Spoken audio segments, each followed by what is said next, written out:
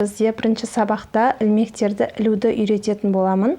Бізге ол үшін 2 сым және жіп керек болады. Кез келген жіпті аласыздар. Үлгі ретінде бірінші тоқып үйреніп алыңыздар. Бір кішкене ғана жіпті аламыз бірінші.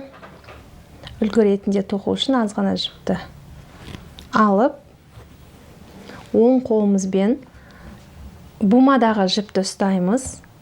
Оны сұқ саусаққа іліп алып келіп, бармақ арқылы өткіземіз.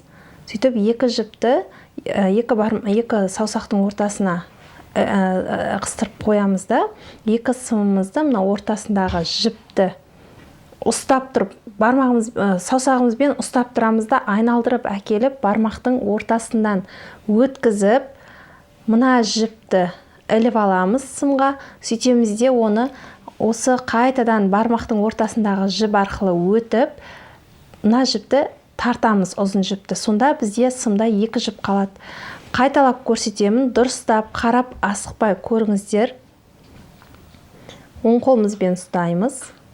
Жіпті ұзын, бумадағы жіп міндетті түрде оң қолмен ұсталынады. Осылай аламыз. Жаймен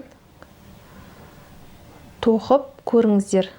Міндетті түрде қолымызбен ұстап тұрамыз жіпті, шығып кетпес үшін.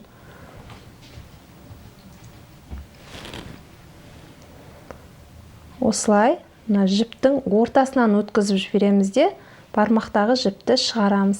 Сөйтіп, бармағымызбен тартып отырамыз. 2 жіп бізде.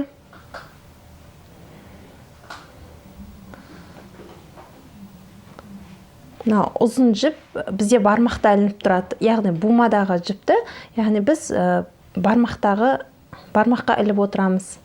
Одан кейін келесі ілмектердің барлығын осылай тоқимыз, қайталаймыз.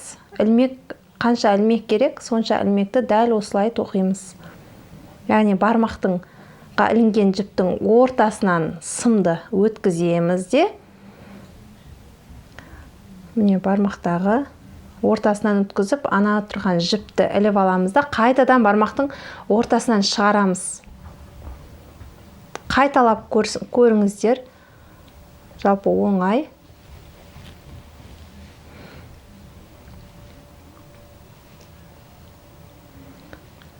Осылай жаймен тоқсаңыздар, үйреніп кетесіздер.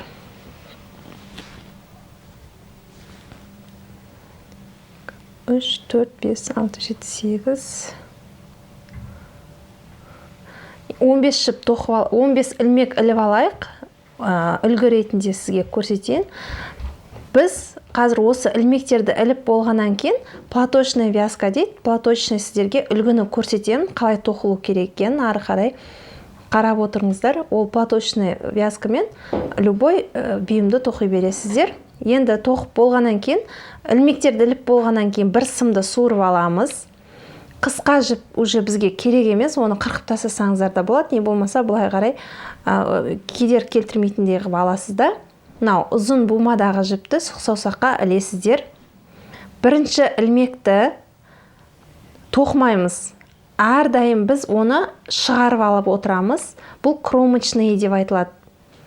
Міне бірінші ілмекті іліп алдық, екінші ілмекті былай тоқимыз. Ілмектің ортасынан жіпті алып, шығарып, қайтадан сымда, екінші сымда тұрған ілмекті шығарып жібереміз.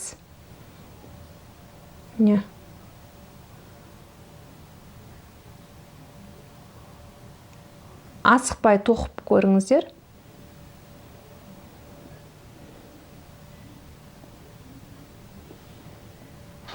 Жалпы кез келген адам тоқып кете алады.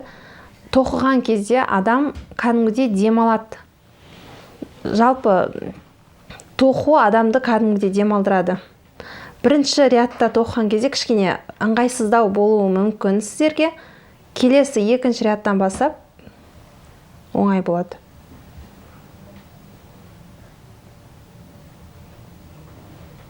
Соңғы ілмекке дейін осылай тоқимыз. Енді соңғы ілмек бізде кромочный деп айтылады. Оны тоқу үшін теріс тоқимыз. міндетті түрде соңғы ілмекті теріс тоқимыз. Ол үшін жіпті өзімізге қарай аламыз да соңғы жіпті теріс тоқимыз. Кері айналдырып, қайтадан тоқимыз. Бірінші ілмекті тоқымаймыз, оны іліп аламыз сымға. Екінші ілмектен бастап оңға тоқып шығамыз. Яғни бірінші рядта біз қалай тоқыдық, дәл солай тоқимыз. Оң жағынан да, теріс жағынан да осылай оңға тоқып шығамыз. Сол кезде бізде узорымыз бір келкі түседі. Оңға тоқып шығамыз барлық ряд, екінші рядты. Бірінші, екінші ряд, үшінші, төртінші, бесінші ряд барлығы бірдей болады. Барлығын дәл осылай оңға тоқимыз. Соңғы ілмекті оңға тоқымайсыздар, оны уже сіздер жіпті бергі шығып кетті. Жібімізді өзімізге қарай шығарып, соңғы ілмекті теріс тоқимыз. Кромочныйды осылай тоқылады. Одан кейін қысқа жіпті тартсақ, мен шығып тұрған жіп орнына келеді. Енді міне достар, енді мен қазір 9 ряд тоқыдым. Оң жағынан да, сол жағынан да, мына оң жағы бізде осылай көрінеді. Міне қараңыздар. Енді сол жағына қаратамыз. Міне бұл сол жағы болып есептелінеді. Сол жағынан да екеуі бірдей. Узорлары бірдей. Кез келген бұйымды осы узормен тоқсаңыздар болады. Енді каналыма жазылып кетуді ұмытпаңыздар. Лайк басып, комментарий жазып, қандай видео түсіретінімді айтып отырыңыздар.